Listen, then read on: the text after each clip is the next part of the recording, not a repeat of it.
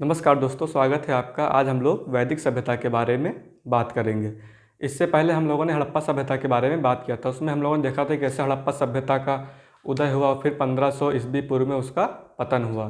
तो जब हड़प्पा सभ्यता का पतन हुआ उसके बाद जो संस्कृति उभरी उसे हम लोग वैदिक सभ्यता या वैदिक संस्कृति कहते हैं। यदि वैदिक संस्कृति इसका हम लोग देखें, वैदिक संस्कृति इसका नाम वैदिक सभ्यता या वैदिक संस्कृति क्यों पड़ा, तो इसमें हम लोग देखेंगे कि इसके जानकारी, इस काल में जो जानकारी के जो मुख्य स्रोत हैं वो वेद हैं, इसलिए हम लोग इसको वैदिक सभ्यता या वैदिक संस्कृति कहते हैं। यदि इसके कालखंड की बात करें तो हम लोग देखते हैं ये 1500 ईस्वी पूर्व से, जब हम लोग देखते हैं कि हड़प्पा सभ्यता का पतन हो गया उसके बाद ये सभ्यता आई, इसलिए हम लोग देखते हैं 1500 ईस्वी पूर्व से 600 ईस्वी पूर्व है। इसके कालखंड की बात करें तो ये 1500 ईस्वी पूर्व से 600 ईस्वी पूर्व तक ये वैदिक सभ्यता का कालखंड रहा है। और इसको हम लोग दो भागों में बांट कर देखते हैं, क्योंकि हम लोग देखते हैं 1000 ईस्वी पूर्व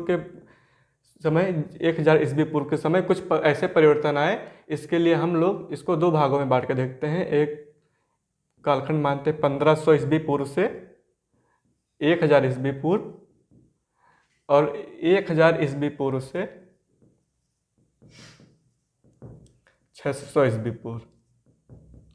तो इस पहले कालखंड को हम लोग कहते हैं ऋग वैदिक काल,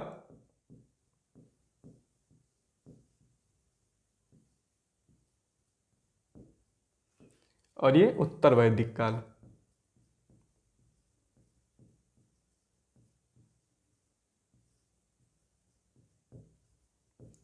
तो हम लोगों ने देखा कि वैदिक सभ्यता को 1500 ईस्वी पूर्व से 600 ईस्वी पूर्व के बीच में जो कालखंड या जो समय रहा उसे हम लोग वैदिक सभ्यता के नाम से जानते हैं। और इसे वैदिक सभ्यता इसलिए कहते हैं कि इस समय जो हम लोग जानकारी का मुख्य स्रोत, उस समय लोगों का रहन सहन कैसा था, उसमें खान पान कैसा था, सामाजिक जीवन कैसा था, इसकी जानकारी का स्रोत मुख्य रूप से वेद है, इसलिए इसको वैदिक सभ्यता कहते हैं। और इसका कालखंड 1500 ईस्वी पूर्व से 600 ईस्वी पूर्व तक रहा है। और इसको हम लोग दो भागों में बांट के देखते हैं, एक 1500 ईस्वी पूर्व से 1000 ईस्वी पूर्व तक, और एक 1000 ईस्वी पूर्व से 600 ईस्वी पूर्व तक।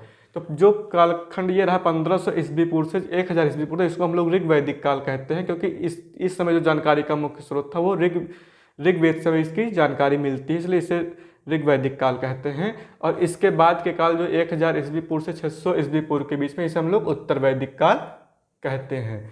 यदि हम लोग वैदिक सभ्यता का हम देखें नाम इसका वैदिक सभ्यता क्यों पड़ा, तो इसकी जानकारी का मुख्य स्रोत वेद है, इसलिए इसे वैदिक सभ्यता कहा गया। और वैदिक शब्द जो है, ये जो वैदिक शब्द है ये विद धातु से बना है। विद धातु, इसका अर्थ होता है जानना।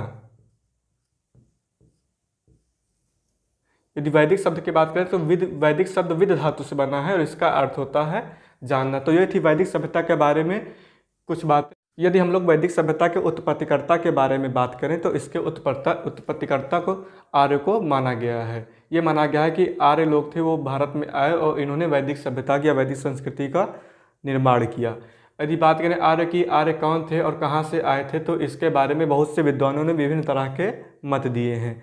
बहुत से विद्वान जो आर्य के मूल निवास स्थान को यूरोप मानते हैं, बहुत से मध्य एशिया मानते हैं, और भारत के कई विद्वान या विदेशी कई विद्वान इसका मूल स्थान भारत को भी मानते हैं। तो आइए देखते हैं।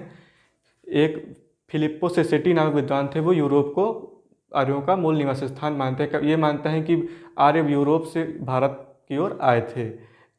और एक मच नामक विद्वान है, वो बाल्टिक समुद्र तट को मानते हैं। और पेंका और हर्ट ये मानता है कि जो आर्य थे वो जर्मन प्रदेश से भारत की ओर आए थे। और मेयर्स हैं, गार्डन चाइल्ड हैं, ये मानते हैं कि दक्षिणी रूस से वे आर्य भारत की ओर आए थे। और मैकडोनाल्ड डेन्यूब नदी तट मानते हैं कि आर्यों का निवास स्थान डेन्यूब नदी तट था और यहाँ से ये भारत की ओर आए होंगे। यदि राजपली पांडे की बात करें तो ये मध्य देश को आर्यों का निवास स्थान मानते हैं। और गंगानाथ झा ब्रह्मर्ष देश को मानते हैं। एल.डी. काला हिमालय प्रदेश को मानते हैं, हिमालय के आसपास के जो क्षेत्र थे। अविनाश चंद्र सप्तसैंधव प्रदेश को मानते हैं। दयानंद सरस्वती तिब्बत को मानते हैं। एडवर्ड मेयर पामीर के पठार को मानते हैं। और जे.जी. रोड बैक्टीरिया को मानते हैं। तो ये कुछ विद्वान थे जो आर्यों के निवास स्थान के बारे में इन्होंने बताया है। यदि हम लोग बात करें कि मध्य देश क्या था, तो मध्य देश है तो आज का जो उत्तर प्रदेश है या उत्तर प्रदेश के आसपास का जो क्षेत्र है उसे पहले मध्य देश कहा जाता था। यदि ब्रह्मर्षि देश की बात करें तो जो गंगा और यमुना के दोआब का जो क्षेत्र है उसके आसपास के जो क्षेत्र है उसे ब्रह्मर्षि देश कहा जाता था। और ये हिमालय प्रदेश, हिमालय के आसपास के क्षेत्र से हिमालय प्रदेश कहा जाता था। यदि सप्त सिंधु प्रदेश की बात करें तो सप्त सिंधु प्रदेश उन 7 नदियों का प्रदेश को कहा जाता था जो सिंधु, झेलम, चिनाब, रावी, सतलज आज जो वहाँ पे 7 नदियाँ थीं उन्हें सप्त सिंधु प्रदेश कहा जाता था। देखा कि वैदिक सभ्यता के उत्पत्तिकर्ता आर्यों को माना गया है। और आर्यों के निवास स्थान की बात करें तो बहुत से विद्वानों ने बहुत से स्थानों को उनका मूल निवास स्थान माना कि आर्य कहाँ के निवासी थे और कहाँ से भारत आए थे। तो इसके लिए बहुत से विद्वानों ने कई तरह के मत दिए, लेकिन उसमें हम लोग देखते हैं कि जो विद्वान जिस देश का था वो आर्यों का निवास स्थान अपने ही देश को मानना चाहता था। इतिहास में एक बहुत बड़ी कमी होती है कि जो अच्छी चीज़ें होती हैं या जिस चीज़ों से जो ज़्यादा हाईलाइटेड चीज़ होती हैं वो उस चीज़ों को खुद से जोड़कर बताना चाहते हैं। और इसीलिए बहुत से विद्वानों जैसे यूरोप के जो विद्वान हैं वो आर्यों का मूल निवास स्थान यूरोप को ही मानते हैं। जो जर्मनी के विद्वान हैं वो आर्यों का मूल निवास स्थान जर्मनी मानते हैं। जो रूस के विद्वान हैं वो रूस से जोड़ना चाहते हैं। ऐसे भारत के जो इतिहासकार विद्वान हैं वो आर्यों का मूल निवास स्थान भारत को मानते हैं। लेकिन अगर हम लोग सर्वमान्य मत की बात करें तो आर्यों का मूल निवास स्थान मध्य एशिया को माना गया। स्रोत की बात करें तो आइए देखते हैं किन किन स्रोतों से वैदिक सभ्यता के बारे में जानकारी मिलती है। तो स्रोत को सर्वप्रथम 2 भागों में बांटा गया है।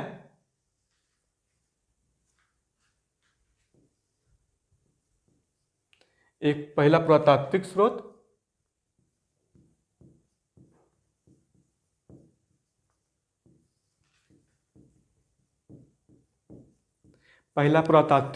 और दूसरा साहित्यिक स्रोत।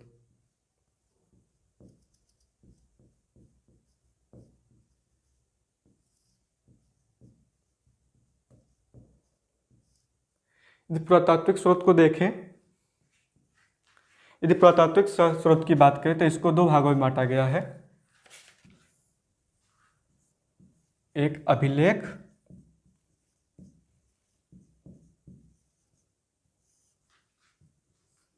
दूसरा मृदभांड। हम लोग स्रोत के बारे में देखें कि किन किन स्रोतों से वैदिक सभ्यता के बारे में जानकारी मिलती है। तो पहला पुरातात्विक स्रोत है और दूसरा साहित्यिक स्रोत। यदि पुरातात्विक स्रोत की बात करें तो इसको 2 भागों में बांटा गया है। पहला अभिलेख है कुछ और जो मृदभांड प्राप्त हुए हैं उनसे उनकी जानकारी प्राप्त होती है। यदि अभिलेख को देखें तो इसमें 2 मुख्य अभिलेख थे।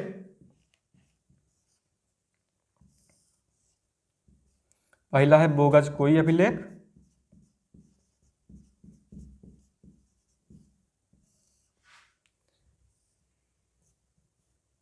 और दूसरा कस्सी का अभिलेख।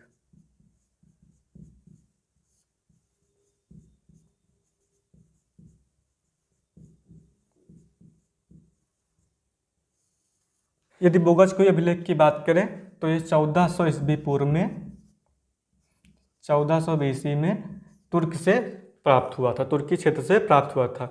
और बोगजकोई अभिलेख में हम लोग देखते हैं कि यहाँ पे 2 कबीले थे। एक था हित्ती कबीला और एक बितन्नी कबीला। यहाँ पे तुर्क में यहाँ पे दो कबीले थे, एक हित्ती कबीला और एक बितन्नी कबीला। और इन दोनों कबीलों के जो सरदार थे और जो यहाँ के लोग थे आपस में लड़ते रहते थे। इनका आपस में हमेशा युद्ध होता रहता था।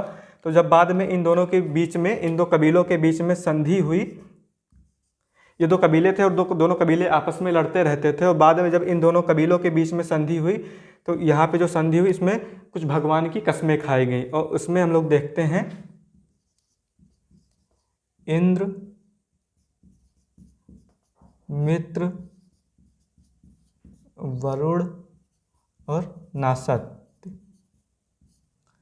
इन 4 भगवानों की कसमें खाई गईं।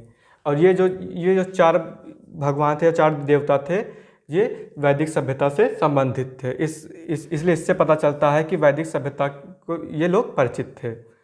यदि कस्सी के अभिलेख में देखें तो यहाँ से पता चलता है कि ईरानी आर्यों की शाखा भारत की ओर गई थी। तो इससे पता चलता है कि ये जो आर्य थे ये मध्य एशिया से भारत की ओर आए थे। यदि मृदभांड की बात करें तो इसको हम लोग ऋग्वैदिक काल में देखते हैं, ऋग्वैदिक काल और उत्तर वैदिक काल।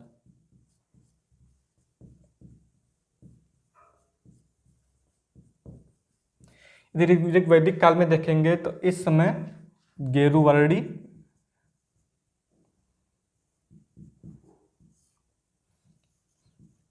मृदभांड। यदि ऋग्वैदिक काल की बात करें तो इसमें गेरुवर्णी मृदभांड प्रचलित थे, और उत्तर वैदिक बात करें तो चित्रित धूसर मृदभांड इस समय चल रहे थे। चित्रित धूसर मृदभांड। तो ये थे कुछ पुरातात्विक स्रोत के बारे में। पुरातात्विक स्रोत में हम लोग ने देखा कुछ अभिलेख और मृदभांड। अभिलेख में हमने बोगचकाई अभिलेख को देखा और कस्सी के अभिलेख में देखा। और फिर मृदभांड की बात करें तो ऋग्वैदिक काल में गेरुवर्णी अभिलेख चल रहा था और उत्तर वैदिक काल में चित्रित धूसर मृदभांड। इस तरह पुरातात्विक स्रोत से हम लोग वैदिक सभ्यता के बारे में देखते हैं। आइए देखते हैं साहित्यिक स्रोत के बारे में। यदि साहित्यिक स्रोत की बात करें तो इस समय के जो साहित्यिक स्रोत थे उन्हें वैदिक साहित्य कहा जाता था। यदि वैदिक साहित्य की बात करें तो इसे कई भागों में बांटा गया था।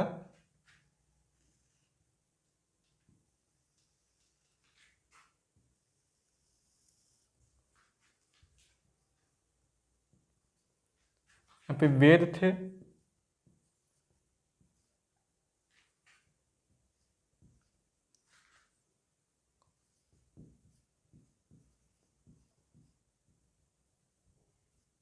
ब्राह्मण थे,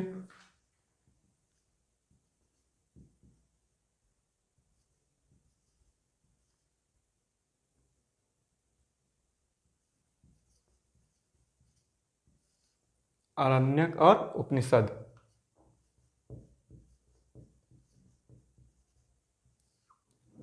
ये उस समय के कुछ स्रोत थे, वेद, ब्राह्मण, आरण्यक और उपनिषद।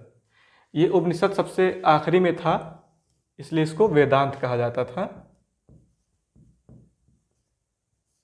वेदांत कहा जाता था। अब वेद में हम लोग देखते हैं, वेद 4 प्रकार के थे।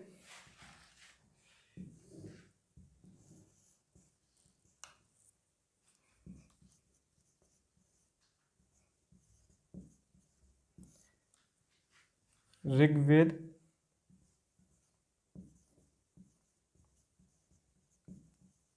यजुर्वेद, सामवेद और अथर्ववेद।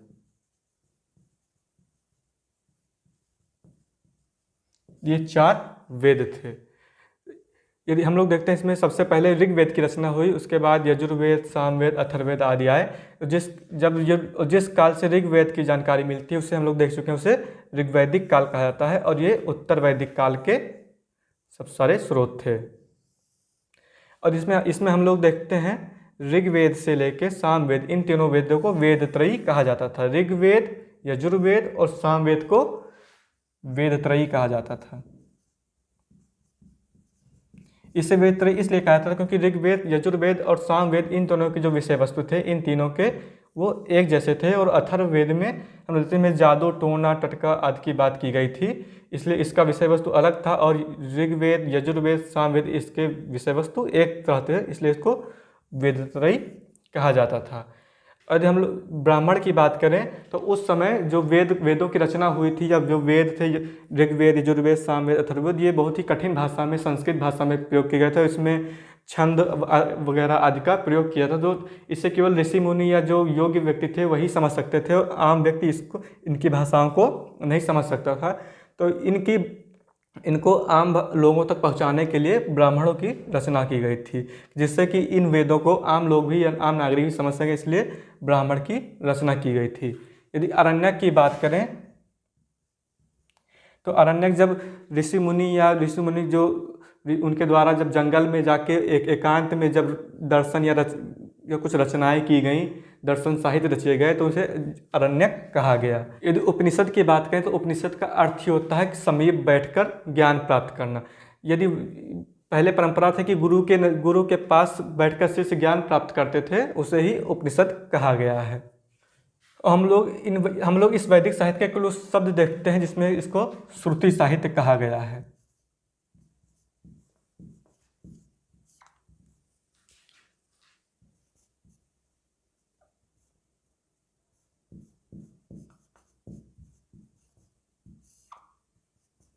श्रुति साहित्य अपौरुषीय,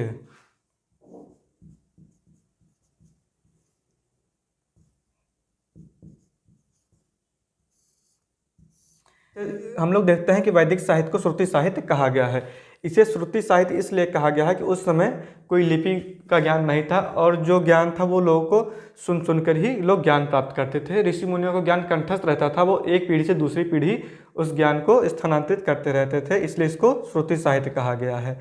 और इसे अपौरुषीय कहा गया कि माना गया है कि वेदों की रचना मनुष्य द्वारा न होकर ईश्वर द्वारा प्रदत्त माना गया है, इसलिए इसे अपौरुषीय कहा गया है। इसके अगली वीडियो में हम लोग वेदों के बारे में, जो ऋग्वेद, यजुर्वेद, सामवेद, अथर्ववेद है, ब्राह्मण है, आरण्यक और उपनिषद है, इनके बारे में हम लोग विस्तृत चर्चा करेंगे। इसमें हम लोगों ने देखा कि कैसे वैदिक सभ्यता उत्पन्न हुई। हड़प्पा सभ्यता के पतन के बाद वैदिक सभ्यता आई, और आर्यों ने वैदिक सभ्यता का निर्माण किया। और फिर इसके स्रोत के बारे में हम लोग देखते हैं, पुरातात्विक स्रोत, साहित्यिक स्रोत। पुरातात्विक स्रोत में हम लोग देखा अभिलेख थे और मृदभांड थे। साहित्यिक स्रोत में जो वेद हैं, ब्राह्मण, आरण्यक, उपनिषद हैं, ये कुछ वैदिक साहित्य हैं। इसकी अगली वीडियो में हम लोग जो प्रमुख वेद हैं और ब्राह्मण, आरण्यक, उपनिषद, इनके बारे में विस्तार से देखेंगे।